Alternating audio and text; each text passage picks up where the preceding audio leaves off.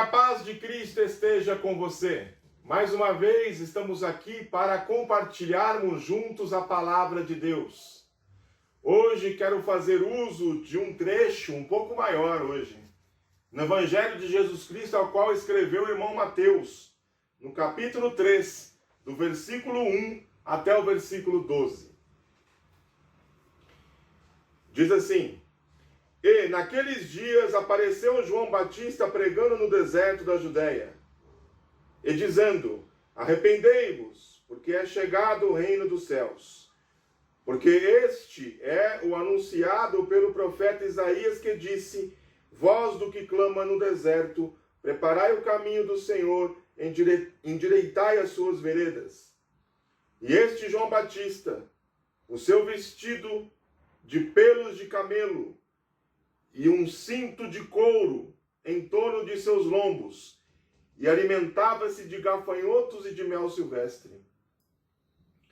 Então ia ter com ele de Jerusalém e toda a Judéia e toda a província adjacente do Jordão, e eram por ele batizados no rio Jordão, confessando os seus pecados. E, vendo ele, muitos dos fariseus, dos saduceus que vinham ao seu batismo, dizia-lhes: Raça de víboras, quem vos ensinou a fugir da ira futura? Produzi, pois, frutos dignos de arrependimento. E não presumais de vós mesmos, dizendo: Temos por pai a Abraão, porque eu vos digo que mesmo destas pedras Deus pode suscitar filhos a Abraão. E também agora está posto o machado à raiz das árvores. Toda árvore, pois, que não produz bom fruto, é cortada e lançada no fogo. E eu, em verdade, vos batizo com água para o arrependimento. Mas aquele que vem após mim é mais poderoso do que eu, cujas alparcas não sou digno de levar. Ele vos batizará com o Espírito Santo e com fogo. Em sua mão tem a pá, e limpará a sua eira, e recolherá no celeiro o seu trigo, e queimará a palha com fogo que nunca se apagará. Amém. Graças a Deus pela sua palavra, pela sua bendita palavra. Esse trecho, essa passagem, ela é narrada pelos 4 evangelistas: Mateus, Marcos, Lucas e João. Ela é tão importante que ela não escapa a nenhum dos evangelistas. Claro que cada um deles narra da sua perspectiva, do seu ponto de vista, omitindo algumas coisas e dando prioridade a outras que os outros não dão, mas de alguma forma essa passagem ela é tão importante que os 4 evangelistas narram. Hoje eu quero falar um pouco com você. Semana passada nós falamos sobre a igreja de Davi, como você bem deve se lembrar. Hoje eu quero falar sobre a igreja de João Batista.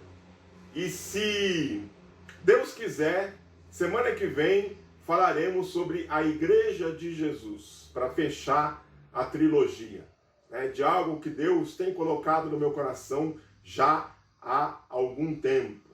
Né? Vamos falar um pouco desse personagem da Bíblia. Depois de um silêncio profético de aproximadamente 400 anos, onde não se levantou profeta que fosse registrado no cânon da Bíblia, né, que entrasse no cânon da Bíblia, no livro sagrado, não, o último foi Malaquias. Depois de 400 anos, Deus ele começa a movimentar as peças de xadrez de novo da humanidade, e ele levanta um profeta por nome de João Batista.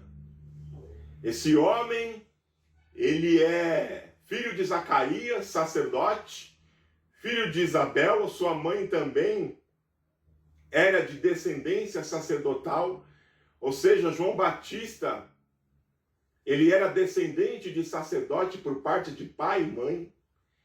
E esse homem, tendo o ofício sacerdotal à sua frente, uma vida garantida, é como se fosse hoje um cargo público, da qual ele tinha esse direito e ele ganharia as benesses desse cargo, né, trabalhando, representando o povo para Deus, e ele tinha uma vida tranquila pela frente.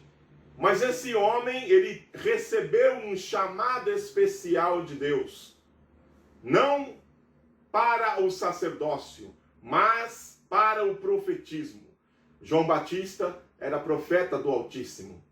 Ele não queria ser representante dos homens para Deus. Ele queria ser representante de Deus para os homens. E esse homem, João Batista, ele renega o seu ofício sacerdotal, aquilo que lhe estava reservado, e ele resolve ser profeta do Senhor depois de 400 anos de silêncio. Ora, a situação do país era calamitosa. Quando nós abrimos as páginas de Malaquias, o último dos profetas do Antigo Testamento, nós vimos já naquela época de que o povo oferecia qualquer coisa para Deus, de que não havia respeito, de que não havia temor, de que eles não davam o dízimo. Quando nós pegamos os sacerdotes, também vemos a instituição totalmente corrompida.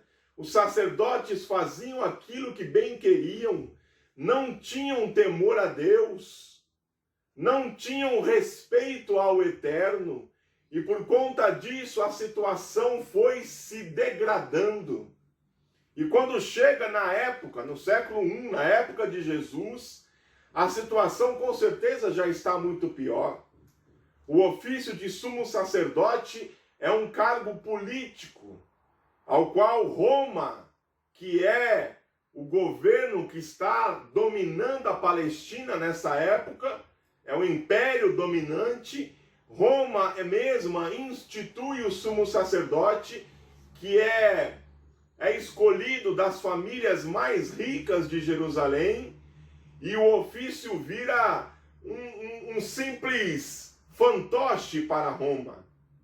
Um cargo político que tinha muito pouco de religioso. O sumo sacerdote nessa época usava a religião ao seu bel prazer. Essa é a conjuntura, esse é o ambiente em que nós somos apresentados nesta passagem. E sabedor de tudo isso, João Batista, vendo todas essas dificuldades, esses erros, esses desvios do caminho santo e verdadeiro e reto do Senhor, João Batista decide se posicionar. João Batista decide fazer a diferença e se coloca como profeta do Senhor. Bendito seja o nome do Senhor. E aí nós temos 3 características de um ministério bem-sucedido, só que não, ou sim, no caso de João Batista. Primeiro é o lugar. João Batista escolhe pregar no deserto. Uma escolha um tanto que esquisita.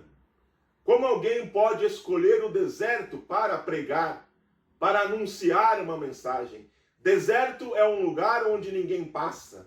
Deserto é um lugar árido, um lugar sem vida ou sem muita vida. Mas é justamente nesse lugar que João Batista começa a exercer o seu ministério.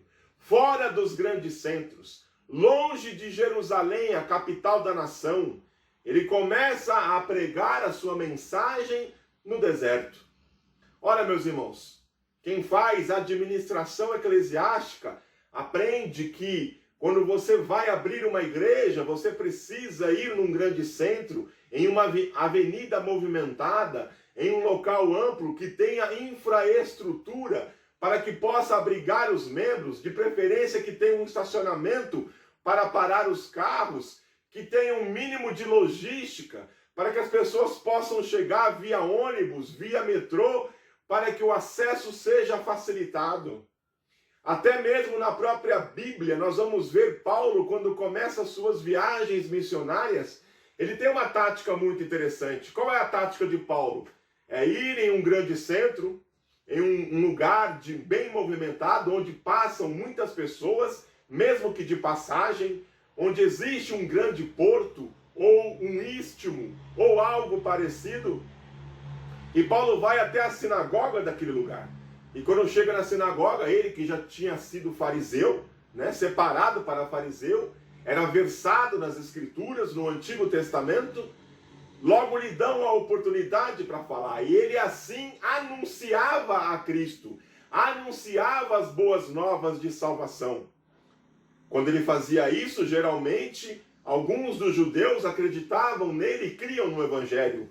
Outros já ficavam contra ele e acabavam o expulsando da sinagoga. Quando ele era expulso da sinagoga, ele pegava uma daqueles novos conversos e começava a igreja na casa dessa pessoa. E quando se tinha ali uma liderança estabelecida, Paulo então partia para outro grande centro para começar tudo novamente. João Batista parece escolher o caminho inverso. Ele vai para o deserto, mas a Bíblia nos informa que ele pregava no deserto e de que as pessoas iam ao deserto para ouvir João Batista pregar, bendito seja o nome do Senhor. É interessante notar isso. Eu costumo dizer que quem tem o ministério de Deus aparece, seja lá onde for, onde quer que você esteja, aparece. O meu ministério é o ministério do ensino. E esse ministério que Deus me outorgou, ele vai aparecer onde quer que eu for, independente do tamanho da igreja, independente onde eu esteja, em que meio esteja. As pessoas sempre vão me ver como um ensinador, um professor, um mestre. Quem tem ministério de Deus, quem tem chamada de Deus, o seu chamado aparece. E o chamado de João Batista apareceu no deserto. Um lugar árido, sem vida, mas onde muitas pessoas iam ver João Batista pregar, bendito seja o nome do Senhor.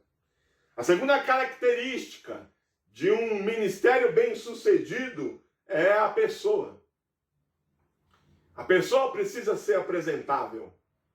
A pessoa precisa ser carismática. A pessoa precisa ser bem apresentada.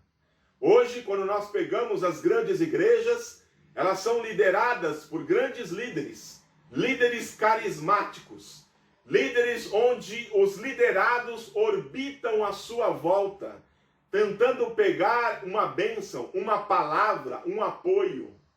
É assim a maioria das igrejas. Eles sempre querem isso, nem que for um lenço suado desse líder carismático, eles querem, porque a pessoa...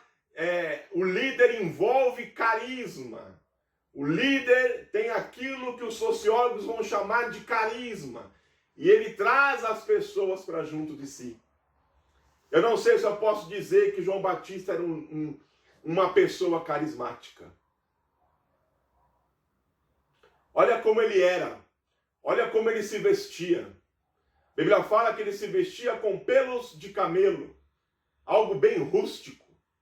Não era algo delicado para se vestir. Era algo pesado, era algo grosseiro. Comia gafanhotos e mel silvestre. Uma dieta um tanto estranha, frugal. Mas esse era João Batista. Essa é a pessoa dele. Ele não era carismático. Ele não exalava carisma. Não. Talvez se você olhasse para João Batista, você ia dizer, nossa, que pessoa esquisita. Que pessoa estranha. Se João Batista vivesse em nossos tempos, eu duvido que ele seria convidado para pregar nos grandes púlpitos. Eu duvido. Talvez seja por isso que João Batista escolheu o deserto. Que lá ele podia pregar com liberdade aquilo que Deus havia colocado em seu coração. Os líderes de hoje têm ternos da moda, têm sapatos da moda, têm carro 0 quilômetro, têm celular de última geração. João Batista não tinha nada disso. João Batista vivia com pouco que tinha, não ganhava do seu ofício de sacerdote, porque tinha rejeitado esse ofício. Vivia com o pouco que tinha, mas ainda assim as pessoas iam ver João Batista pregar. As pessoas iam ao seu encontro, mesmo sendo um camarada esquisito, mesmo sendo um camarada estranho, as pessoas iam até onde ele estava, bendito seja o nome do Senhor. A terceira característica do ministério bem-sucedido: se não é o lugar, se não é a pessoa, então só sobra a mensagem. Então a mensagem de João Batista devia ser sensacional, devia ser extraordinária. A mensagem de João Batista devia ser como de um coaching da antiguidade, um propagador de autoajuda, um pregador da prosperidade. Não, pelo que nós lemos, você já deve ter sentido que não era nada disso. A mensagem de João Batista era uma mensagem muito dura. A mensagem de João Batista era uma mensagem de arrependimento. E em todos os tempos, em todas as eras, arrependimento nunca foi uma mensagem que nós gostássemos de ouvir. O homem nunca gostou de se arrepender. Já escutou a frase? Você já deve ter escutado muito, porque eu já escutei. Já escutou a frase: eu não me arrependo de nada. Tudo que eu fiz, eu não me arrependo de nada. É assim que pensam muitos em nossa geração. Não, eu não me arrependo de nada. As minhas escolhas me trouxeram até aqui. E eu digo, é verdade, suas escolhas te trouxeram até onde você está. Mas eu te pergunto, se as suas escolhas fossem diferentes no passado, será que você não estaria muito melhor do que você está hoje? É aí que eu faço essa pergunta. Ou talvez você possa estar muito bem hoje, mas será que a sua consciência para com Deus está em paz? Porque não adianta nada você estar bem se você não está bem com o Criador. Se as suas escolhas te levaram a ser inimigo de Deus, não importa como você esteja, você está muito mal. Não, eu não me arrependo de nada. A gente precisa tomar muito cuidado com isso. A gente precisa sim se arrepender.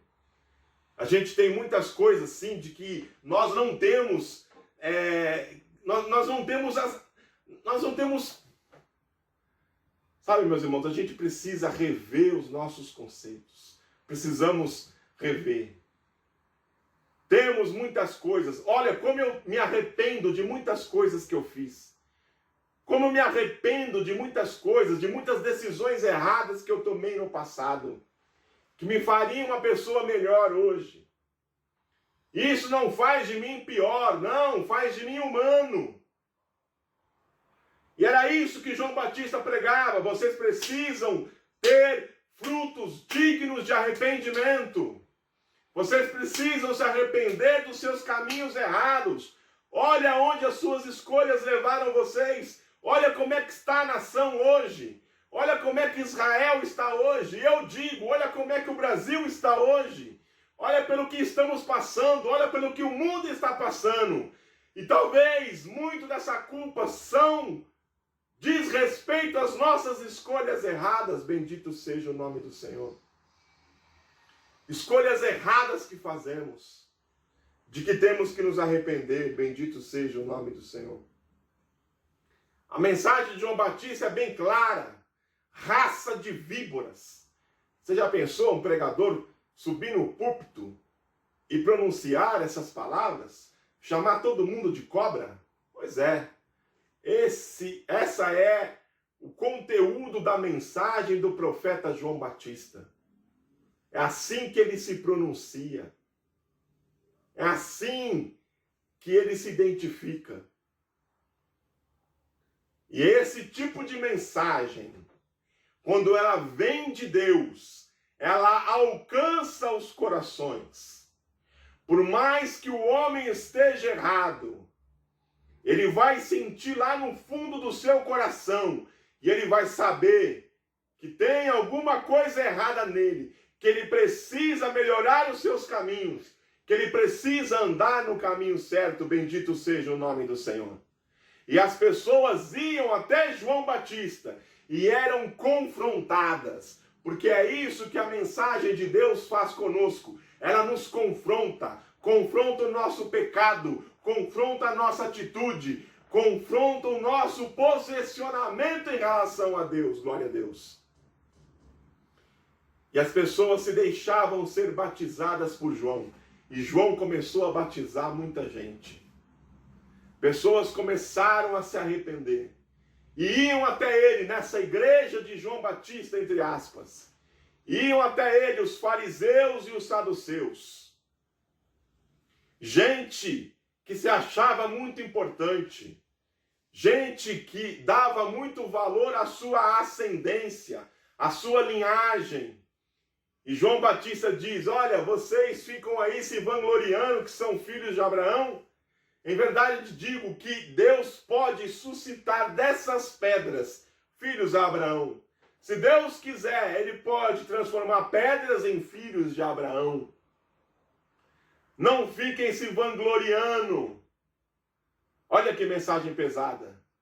Iam até ele cobradores de impostos, iam até eles, gente, ele falava, arrependam-se. Iam até eles, até ele mesmo, até mesmo soldados romanos. E ele dizia, contentem-se com o seu soldo. João tinha uma mensagem para todos aqueles que iam até ele, para escutar a voz de Deus, bendito seja o nome do Senhor. E assim a igreja de João Batista se encheu. E assim as pessoas e as multidões se afluíam até João Batista. E ele ia até o Rio Jordão e batizava-as ali, bendito seja o nome do Senhor. João, ele tinha duas certezas. E essas duas certezas nós precisamos ter quando nós nos reunimos como igreja. Primeira certeza é a certeza de quem nós somos. João sabia quem ele era. João não tinha expectativas altas a seu respeito. Ele sabia que ele era um instrumento de Deus e nada mais do que isso. Alguém que Deus usaria para um propósito muito maior. João Batista nunca foi o cara, porque ele sabia que o cara estava vindo, que a pessoa mais importante viria após ele. João Batista nunca foi o ator principal da sua história, do momento em que viveu. Não. João Batista foi apenas um ator coadjuvante. E ele sabia que era coadjuvante. E ele se contentava com esse papel. Tanta gente querendo ser importante hoje. Tanta gente querendo fazer diferença na história. Tanta gente querendo o papel principal. Deixa eu te dizer, o papel principal cabe só a Jesus Cristo. É só Ele que merece glória. É só Ele que merece honra. É só Ele que merece todo o poder. Bendito seja o nome do Senhor. João Batista sabia o seu lugar. Sabia se portar. Ele sabia que haveria um que estava para vir, que suplantaria ele em tudo e em todas as coisas. Bendito seja o nome do Senhor. Quando as pessoas chegavam para ele e perguntavam, você porventura é o Cristo? Ele dizia com todas as letras, não, eu não sou. Olha que oportunidade instigante. Olha que oportunidade maravilhosa para a pessoa se crescer. Para dizer, não, bater no peito e dizer, eu sou o Messias. Eu sou aquele que vocês estão aguardando. Para que o povo pegasse ele e fizesse dele um rei. João Batista não se deixou levar por esse tipo de discurso. Então o povo dizia, então você é Elias. E ele dizia, não, eu não sou Elias. E o povo então perguntava, mas profeta você é? E ele dizia, não, eu não sou profeta. Olha que interessante. Mas o próprio Cristo chama João Batista do Elias que havia de vir e chama ele de profeta, mais do que um profeta. Aprenda isso. Uma coisa é as pessoas falarem de você, outra é aquilo que você fala de si mesmo. É melhor que você deixe outras pessoas falarem que você é do que você ficar arrotando arrogância. Deixe que as pessoas digam o que você é. Deixe que os outros falem e nunca você mesmo fala. João Batista sabia o seu lugar. Bendito seja o nome do Senhor. É melhor você falar de Cristo do que falar de si mesmo. O nosso assunto tem que ser Cristo. O assunto da igreja tem que ser sobre Jesus. A igreja não deve falar de si mesma. A igreja deve falar de Cristo. João Batista, ele dizia, olha, existe uma profecia que está se cumprindo em mim. A profecia que se cumpre em mim é aquela do profeta Isaías, que diz, endireitai as vossas veredas. Foi para isso que eu vim. Eu sei o meu lugar. Eu sou um precursor. Eu sou um abridor de caminhos. Eu sou aquele que vem como arauto, anunciando aquele que está após a mim.